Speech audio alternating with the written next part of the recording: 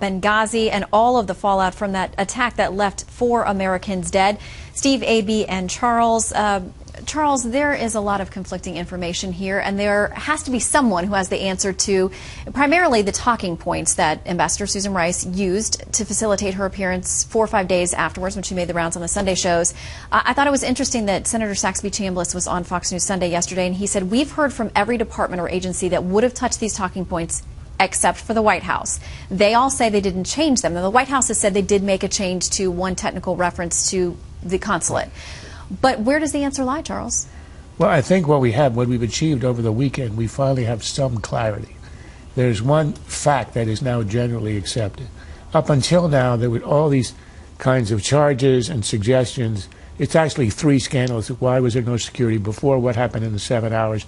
And why all the lies afterwards? But now we have one fact that appears to be agreed upon by the Democrats and Republicans, and even appears now in the mainstream press as a fact, and that is that the intelligence community had given a report and assessment on the 14th that said it was a pre-planned attack. And when Susan Rice spoke on the 16th, it all of a sudden had become a riot out of control. There's some dispute over what Petraeus had said, but put that aside. That means that between the 14th and the 16th, between the intelligence assessment and the White House, something changed. Someone changed it. That seems to be agreed. So that's now clarity, because it leads to a clear question. Who changed it? Why? What exactly was the nature of the change? And the most suggestive and damaging was the change made to protect the administration line in a heated election that Al-Qaeda was on its heels, which Obama was repeating at every stop in the campaign. So now we can all look at that, and that's the question. Dianne Feinstein, who's the chairman of the Senate Intelligence Committee, and a Democrat said, we have to get the answer to that. So the answer is going to be somewhere. It could be the White House, would be extremely damaging. But now we have a focus on one issue we all agree upon, and that's a real achievement in the investigation.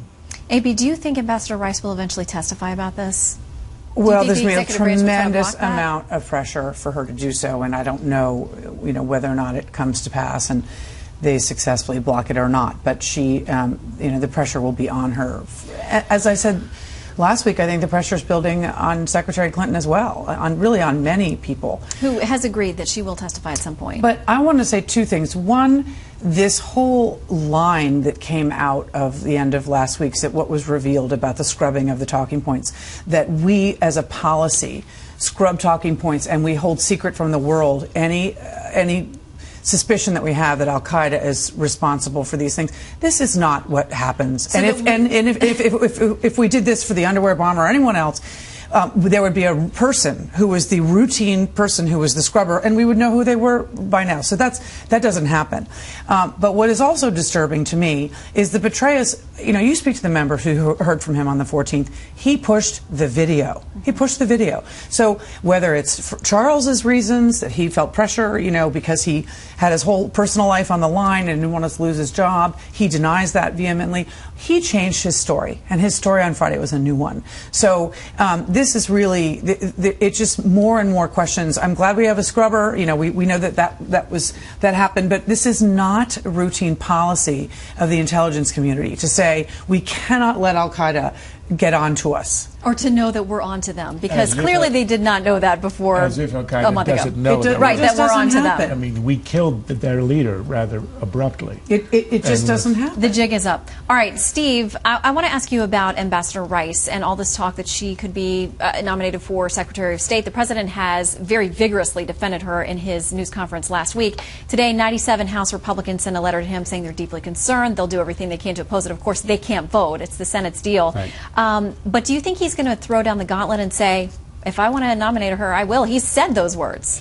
Well, I would be surprised, because I think the president is eager to move beyond Benghazi as quickly as he possibly can. Now, I think there are all sorts of reasons that he won't be able to. I mean, substantive, important reasons that he won't be able to. But I think the last thing the president wants is a high-profile confirmation hearing of the person who is seen, I think correctly, as one of the real problems with the administration's spin on what happened in Benghazi. And the president, when he went to defend her in something of an insulting way, saying, we sent her out because she didn't know anything. She was just there to recite talking points. Well, you do that if you don't want her to screw up. I mean, if Hillary Clinton were to go out or David Petraeus were to go out, they have institutional knowledge about what happened. They know what they were doing during the attacks. They know what the story was and the discussions were in the immediate aftermath of the attacks. Susan Rice, by the president's own admission, did not know those things. So she can go out and be counted on to only recite talking points. I mean, it's a very, I think, insulting way to use your United Nations ambassador, and it's even odder that the president would cite that as his reason or his defense of her. And the White House chooses who they send to the Sunday shows. That's not in dispute. We do know that. They certainly do. All right, that's it for the panel.